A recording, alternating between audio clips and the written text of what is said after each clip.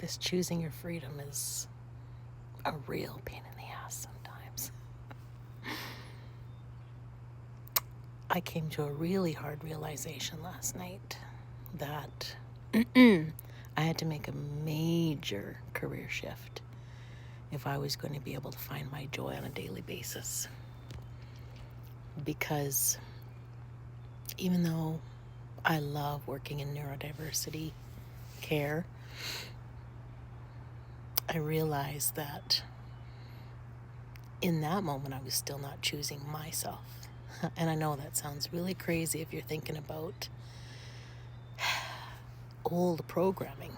If you're still sitting in old programming, it would be really hard for you to understand what I'm talking about in this moment. But when we're talking about finding your heaven on earth, that means you're choosing your joy in every moment. And you can still get paid and live while choosing your joy. And that's a thing that a lot of people have difficulty understanding.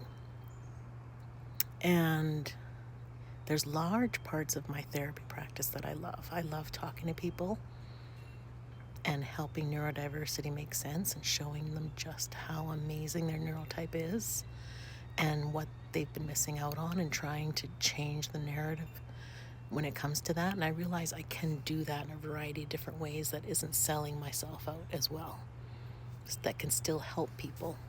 But man, I even feel that tears coming a little again. I just came to the realization that I'm still really heavily governed by that helper side of me.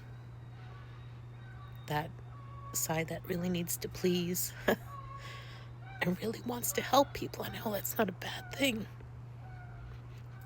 But helping people at the cost of me and my health and my happiness, yeah, maybe there's something to think about. Maybe I need to find a different way to do the kind of work that I do, that it still brings me joy. I hope this makes sense for those who are on the spiritual awakening journey and you're trying to find your joy in all things, because you know that's what leads to your ultimate abundance. It requires some really amazingly bold and brave changes in your life. So I just wanted to put that out there for anyone who's in a helper role, who really isn't loving their helper role. Loves it for the fact that you want to be there for people, but it's kind of stealing a little part of you at the same time. This message is for you. Probably a million nurses. We're always giving away ourselves for the betterment of our system that isn't really doing much to help us. So that's a tough one. When I moved into nurse psychotherapy, I thought, oh, this is it. This must be it. Even though I love doing the therapy, I really do. I love it. Maybe the assessments are the thing that's kind of driving me nuts, because I don't love writing the reports after.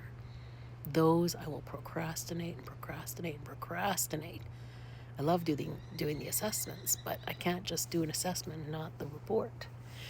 That's not going to work. So I love being online here and changing the trajectory of mental health and changing the narratives and shifting perspectives. And that's my creative flair. That's my joy. That's my real place. And I think that's where this is leading me to. But man, it's a heck of a hard decision to just give up a practice that you've worked 5 years to build and that you know is so desperately needed out there. I wish there was a better way. But we all deserve that peace on earth, and I'm trying to tell myself that I can help so many more people. Not just tell myself and believe it and know it.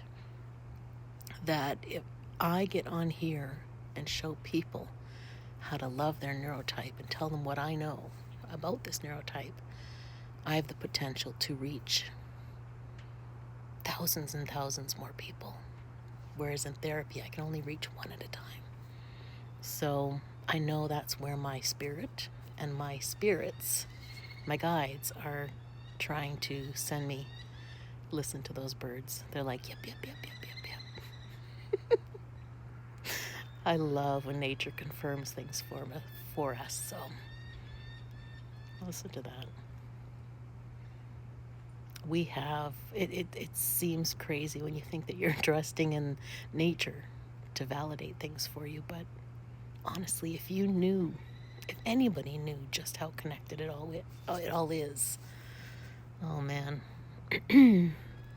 But I knew this message had to come out, and I just trust that the algorithm will send it to the people that it's meant to reach. That you don't have to sell your happiness to be able to help other people. Everyone else has to do their own work and get help as well. And we can't be the only ones doing it. And I realize that's what I was doing. I was trying to grab all the neurodiverse people and say, hey, this is what you don't know about you. They'll find out. They'll all find out in due time. Just like I did, just like many others are. And if you don't already know, your brain is dynamic. We are neurodynamic. And we need to change how we think about ourselves to be able to change the trajectory of what this brain is used for and how your experience is with it from a law of energetics. Because that was my biggest that was my biggest beef with the medical system. Still is. We are telling all these people, oh, you have a disability. Every single one of the clients that I've ever reassessed or have talked to in just general comes out of the traditional assessments feeling like damaged goods when they are so not. If they even knew the power that is behind this brain, it's like,